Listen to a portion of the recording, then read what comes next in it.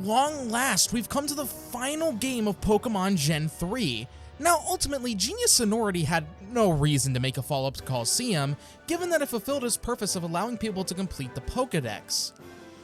Except not really. A very specific, non-mythical Pokemon was still unobtainable without events, so it was decided to revisit the Ore region once more.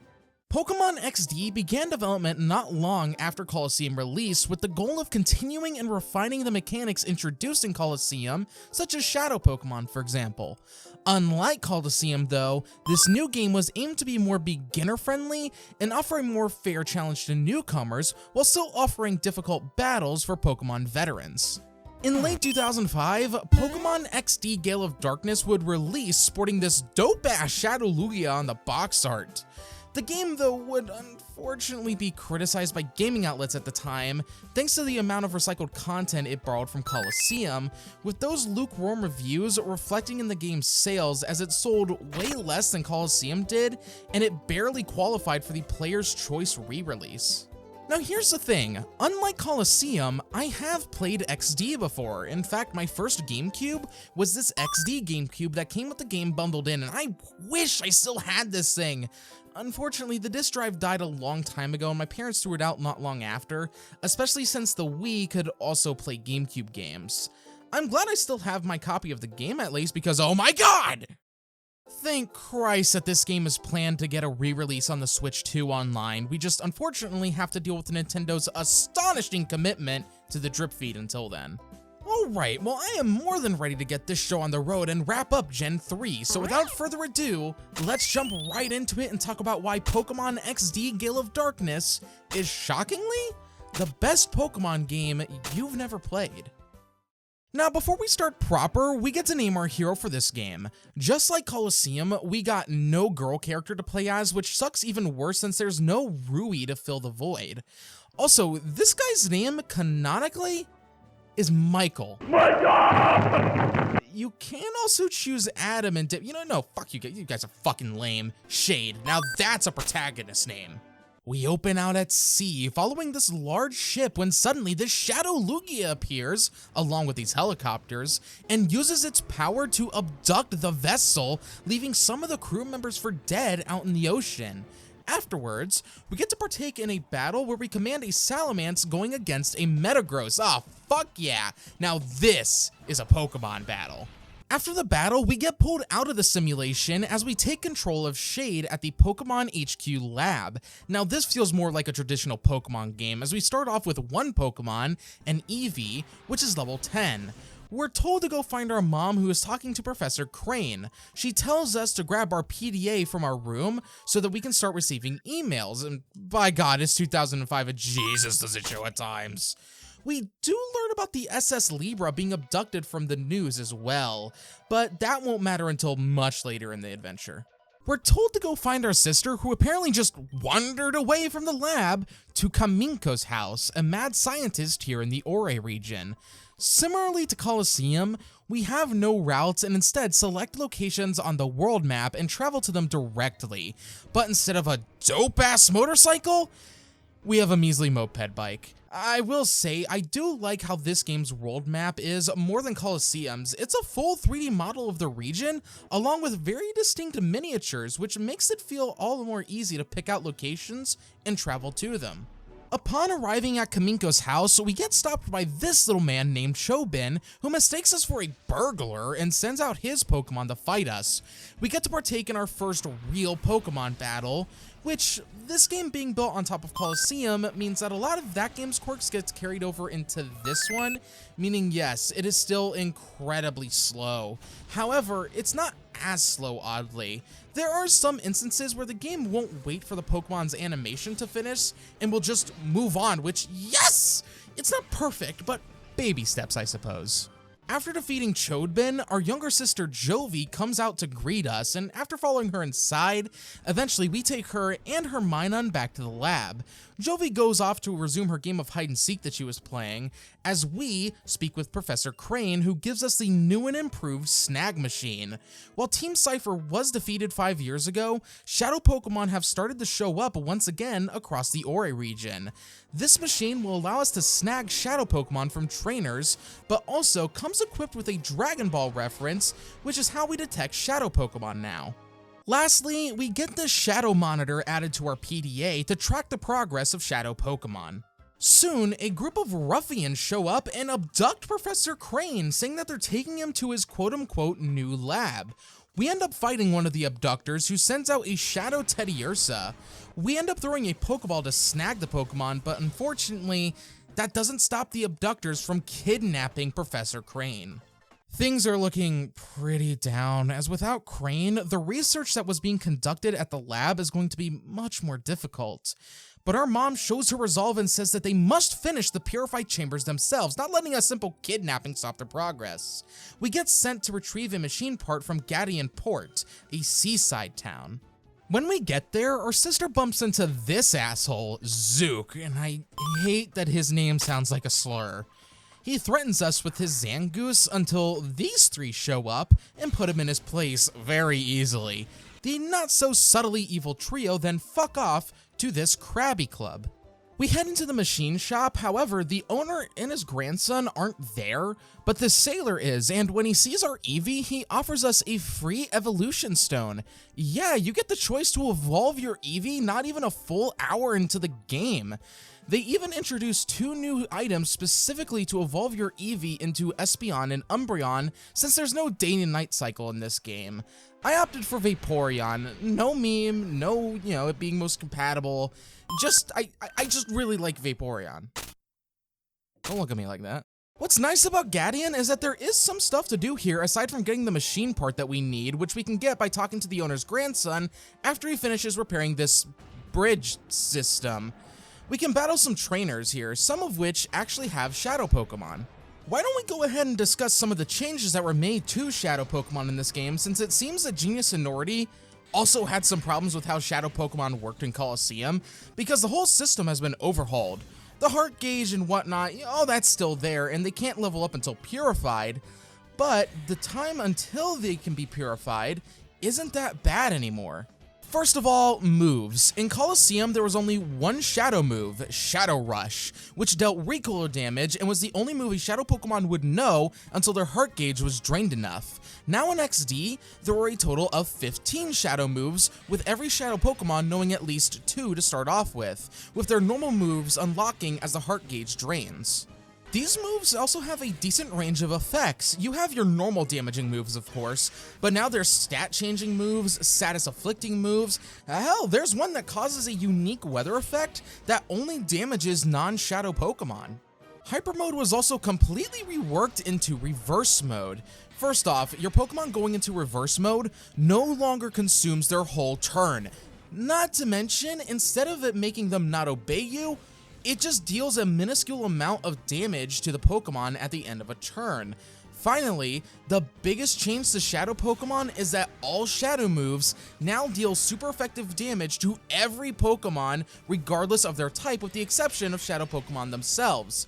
These changes make Shadow Pokemon so much more fun to use over the first game that I genuinely enjoyed having them on my team this time around. When we return to the lab, we hand the machine part over to our mom as she tells us to head for Agate Village, as it seems our Shadow Pokemon are close to opening the door to their hearts. So just like that, we ride out and arrive at Agate Village, returning from Colosseum. It's cool, but it's kind of a shame because the only real difference, aside from some updated texture work, is the camera angle is slightly different. We find our way to Rui's grandfather, Egon, who is super excited to help us purify our Shadow Pokemon and tasks a bunch of trainers in the village to ensure that our Pokemon's heart is ready for surgery. Sure enough, by the time that we reach the Relic Stone, we can purify our first Shadow Pokemon.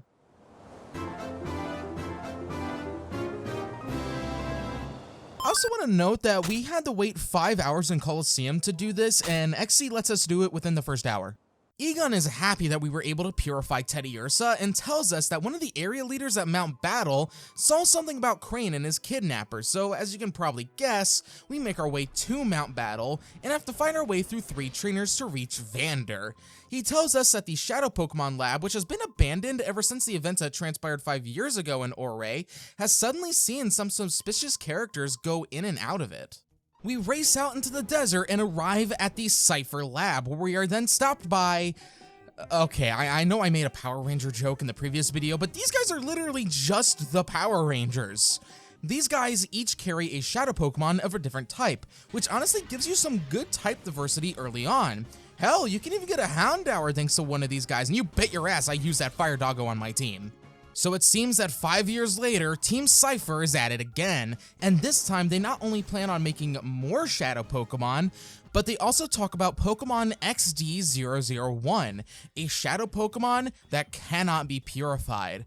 So something neat is that we actually go through this place in reverse compared to how we went through it in Coliseum, and I genuinely appreciate that they put healing machines at certain points throughout the facility so that you don't have to run all the way back out and go to a Pokemon Center if you need to heal. There are also just a lot of Shadow Pokemon to catch here. In fact, XD has a lot more Shadow Pokemon than Coliseum did. So before, you only had access to 48 Shadow Pokemon. In XD, this has been increased to 83 Shadow Pokemon, leading to a larger variety of Pokemon you can catch, and it shows here in the Cypher base because a lot of the Cypher peons have a Shadow Pokemon on their team. Eventually, we find Crane and have a rematch with Naps, the guy whose Shadow Teddiursa we snagged near the start of the game. After beating him, he flees, allowing us and Crane to make a run for it, only to be stopped by this woman whose eyes honestly creep me out. This is Cypher admin Lavrina, one of the new leaders of Cypher. As you would expect, she is somewhat of a tough opponent, especially her Shadow Delcatty. When she's beaten, Cypher leaves the lab, which allows us to return with Crane to the HQ lab. However, as we leave, we pick up a data ROM that was dropped on the floor. When we return home, we learn that the Purified Chamber has been completed, with us being invited to test it out with our Pokemon. This one new addition is incredible. You have 9 chambers, which you can place up to 4 regular Pokemon and 1 Shadow Pokemon in, and these allow you to passively decrease the heart gauge on your Shadow Pokemon while you're off doing other things. You can even increase the rate at which the gauge drains by placing the regular Pokemon in a weakness order, which increases the tempo of the chamber, and with the max tempo, they'll increase so much faster than if you just had them in your party and walked around with them. I love how it feels like they actually took a look at what made Shadow Pokemon such a frustrating mechanic in the original game and said, hey, let's actually fix this so people can enjoy it, and by God, I am! Kudos to you, Genius Sonority. It's a shame that you guys have since been condemned to mobile Pokemon hell, which I refuse to play. No offense to anybody who plays Cafe Remix, it's just not my particular cup of tea if you catch my meaning. We're told that the data ROM that we recovered is heavily protected and that there's only one person in the Ouray region who can decode it, that person being the head of the ONBS building in Pyrite Town. Unfortunately, Pyrite is still a rundown piece of shit town, which is shocking. It's been 5 years, and you mean to tell me that only one of these buildings has been refurbished? A lot of the trainers are even still in the same positions that they were before, like Kale, for example. The ONBS building has taken the place of Mirror B's old hideout and features the grown-up versions of the Kid Crew from the previous game, like Meg, Shut up, Meg. Pear, Sek, and the head of the whole operation, Net, who agrees to take the data ROM and analyze it for us.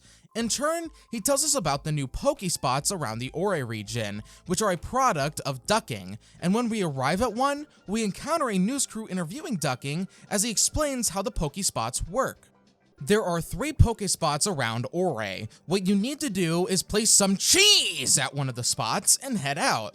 Then, after some time has passed, you'll get an alert on your PDA informing you that something is eating the cheese at these spots, and when you arrive, you'll find a wild Pokemon. What kind of Pokemon is there varies from spot to spot, but this still opens up the amount of catchable Pokemon way further than the original game. Not to mention, you can use these Pokemon to help out in the Purified Chambers if you want. As we visit the last Pokestop, we end up encountering Folly and Trudley returning from Coliseum, who are now members of Team Mirror B, which can only mean, oh yeah, there he is! Mirror B also returns with his groovy music, complete with a brand new battle theme, which just...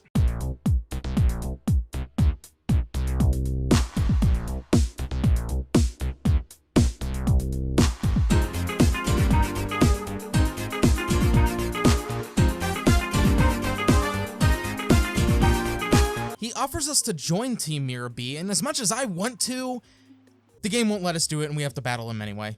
Mirror B actually serves a very important purpose in this game.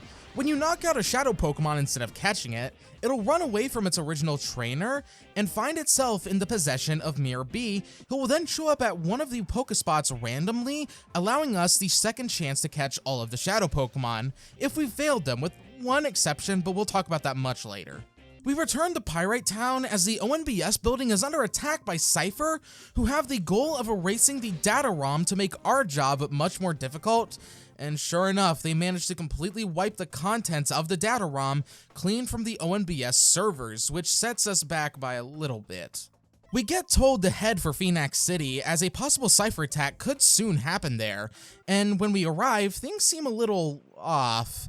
The music is ominous, and the townsfolk are acting strange. Hell, as soon as we arrive, this lady gives us these battle CDs and tells us to head for Realgam Tower, the former base of Team Cypher.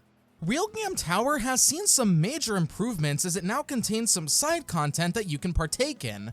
You like bingo? Well, how about Pokemon Bingo, where you battle Pokemon of certain types in an attempt to get a bingo on your bingo card? How about those battle CDs, which you can find scattered all throughout the Ori region, and use here at this simulator to partake in battle challenges that act more like puzzles rather than actual battles, requiring you to think outside the box and even teach you some cool strategies in the process. Can we just talk about how they actually added side content and other things to do aside from just the main story? It makes this game feel way less monotonous than Coliseum because there's so much more to do that breaks up the back-to-back double battle action. Pokemon Bingo, the battle CDs, Pokespots, purifying shadow Pokemon. I was actually having fun with this game, and it helps that the level curve is nowhere near as aggressive or as wonky as it was previously. Returning to Phoenix City, we can head for the mayor's house, but aren't properly allowed inside, as the mayor is, well, out for the time being, and this lady won't let us pass, unless we give her this music disc that we can find, which distracts her and allows us to head upstairs where we find a letter from the mayor saying that he believes that the city is the target of a Team Cypher attack, and sure enough, that lady comes upstairs and reveals herself as a Cypher grunt. It's not just her. Almost all of Phoenix citizens have been replaced by Cypher peons. It's like a game of Snatcher, trying to figure out who's who, and when we take this to Justy, the head of the pre-gym here, 6 of him then walk outside with us having to take down all of them and fight our way back inside the gym to take care of the final fake Justy. It's then revealed that Cypher have stuffed all of Phoenix citizens in the waiting area underneath the pre-gym, and the key is with their admin, who is currently in the Phoenix Stadium. Cypher admin Snaddle, who is attempting to get these two poor saps to film a propaganda piece for him, challenges us to a battle, and this can be a tough one. He uses some hard to take down Pokemon like Quagsire, Lantern, Metang, and his Shadow Lunatone. After the battle, we grab the key to the pre-gym's elevator and free the citizens of Phoenix City from captivity, with the mayor personally thanking us. Justy also thanks us for our work and tells us about something located out in the desert. However, our lame-ass scooter can't go out that far because the damn thing gets stuck in the sand, so we have to make a detour. We need to get the machine shop's owner back to his store, and in order to do that, we have to grab him from Kaminko's lab. However, when we get there, we are stopped yet again by Chudbin, who challenges us in a fucking Robo-Groudon. You don't fight the thing directly, though, unfortunately. You still fight Chobin's Pokemon, which is kinda lame. After getting the old man back to his store, we get our scooter upgraded to a hover scooter and can now travel out into the desert wastes where we find the wreckage of the SS Libra. This place has some puzzles for us inside to solve, and you know, if this were any other Pokemon game, these would require an HM-like strength, but it seems that the people of Ori are simply just built different and are actually capable of pushing large objects by themselves. Some Cypher goons await us at the top, with us battling one of them, and after we do so, we get invited inside the ship by this guy who has been pretty much living here in the wreckage. He asks us to investigate some strange noises coming from inside the ship, only for us to find this strange new Pokemon. This is Bonsly, the brand new pre-evolution to Sudowoodo, making its debut in this game, which is actually kind of cool. It's neat to get to see one of the new Gen 4 Pokemon before its official introduction in the mainline games. It's not the only one too, as you can also find a Munchlax, the pre-evolution to Snorlax. As we leave, we get stopped by the Bald Mafia and are knocked out by their gloom, with our snag machine being, well, snagged. That wasn't just any Bald Mafia though, but rather members of Team Snag'em. We end up tracing them to this large facility belonging to Cypher. However, they aren't working together this time around, and they soon promptly leave as they stand no chance of getting past Zook, who guards the facility. Now, truth be told, neither do we, and we have to get stronger and recover the snag machine, which ends up taking us on a detour to the outskirts stand, where we have a match against Willy, just like in the first game, before we make our way to the Snag'em hideout. Okay, wait a minute, so you mean to tell me that in the 5-year period between this game and Coliseum, that they never actually bothered to repair the damages done to their base when Wes detonated those explosives? You know, I can kind of see why some people have an issue with this game reusing so much content from Coliseum. For being a sequel, it doesn't really feel like the places we're revisiting have changed all that much. Even a lot of the Team Snag'em trainers return, like Snag'em Biden, Joe Biden, wake up. which ultimately culminates in us having a battle against the leader of Team Snag'em, Gonzap. He oddly wasn't very hard, and he doesn't use any shadow Pokemon, so you don't gotta worry about that.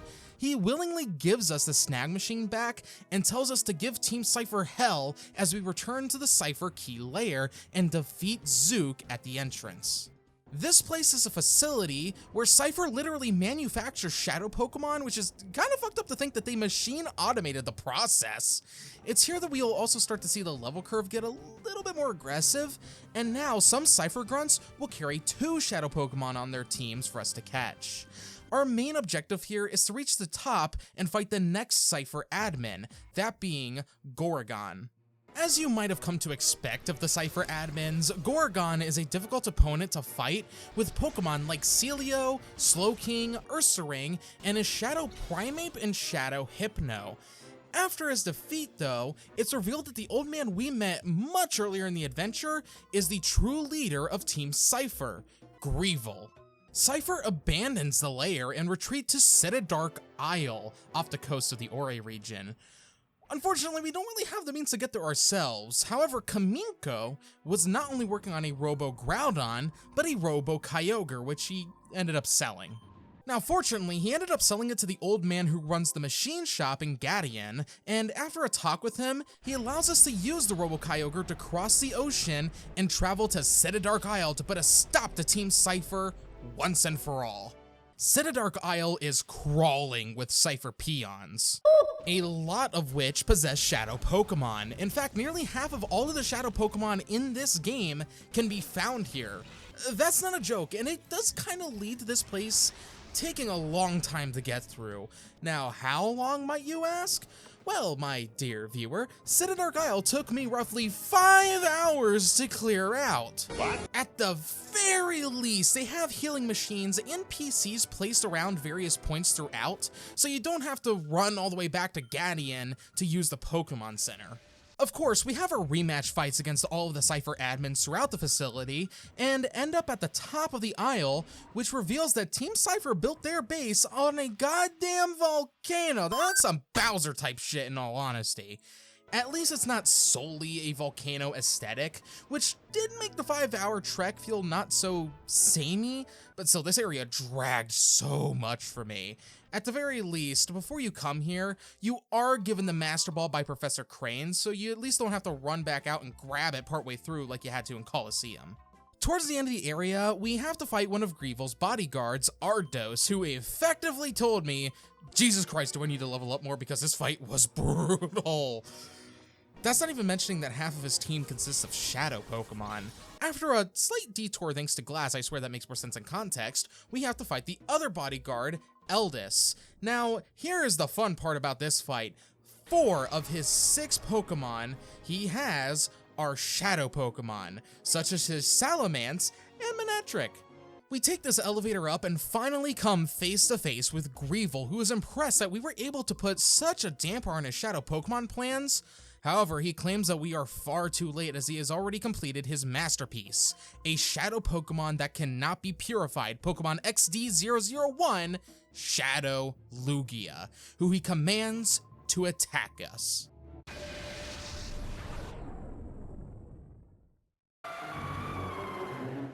Okay, so let's get this out of the way first. I fucking love Shadow Lugia's design. It makes me wish that more Shadow Pokemon had unique designs. Now, with that being said, Greevil is furious that we snagged Shadow Lugia and thus challenges us to the final battle. Greevil is one hell of a challenge because his entire team is composed solely of Shadow Pokemon. Now, fortunately, you don't need to snag them all in one go. Greevil is the one exception to the Mirror B rule that I mentioned earlier. He also has some powerful Pokemon at his side like Rhydon, Tauros, and Exeggutor, not to mention the Kanto legendary birds Articuno, Zapdos, and Moltres. But as long as you can power through it, we can snag all of Greevil's shadow Pokemon and put an end to his plans for good. Greevil is devastated as Ardos comes in and says that they must trap us on the island and detonate it. And Greevil nearly does go along with this until Eldest comes in to convince him otherwise, where it's revealed that Greevil is their father. Much to Ardos' dismay, Greevil decides to turn a new leaf and side with Eldest, who thanks us for waking his family from this shadow Pokemon nightmare. People all over the Ori region celebrate as Cypher disbands for good and the Shadow Pokemon era comes to a close with the future looking bright. We return home to our family and face the dawn of a new day along with all of the friends we've made along the way. Now, when we return to our save after the credits, we get told that Egon is outside the HQ lab as he then challenges us to a battle, and when we win, he invites us to the new Ore Coliseum. This is a battle facility that sees us take on various tough challenges, and when we win, we earn a title which is added to our PDA. There is also this side quest involving these Poke Translators, which sees us travel around the entire Ori region, but when we return to Gatien, the Mirror B radar goes off, and if we climb the lighthouse, we can find the Groovy Man and challenge him to one final battle, where we can snag the final Shadow Pokemon, Shadow Dragonite. Now from here, we can take on Mount Battle, which sadly doesn't have as cool of a reward as it did last time for clearing it. You just get one of the Johto starters, which knows its respective elemental Hyper Beam move. We can also trade with the GBA Pokemon games now, which reminds me, there is the matter of Shadow Lugia. We can't trade Shadow Pokemon until they're purified, so what do we need to do about this one? Greevil was being serious. Shadow Lugia's heart gauge will never deplete no matter what you do. Unless you max out the temple in all 9 purified chambers, and when you place Shadow Lugia inside of one of them?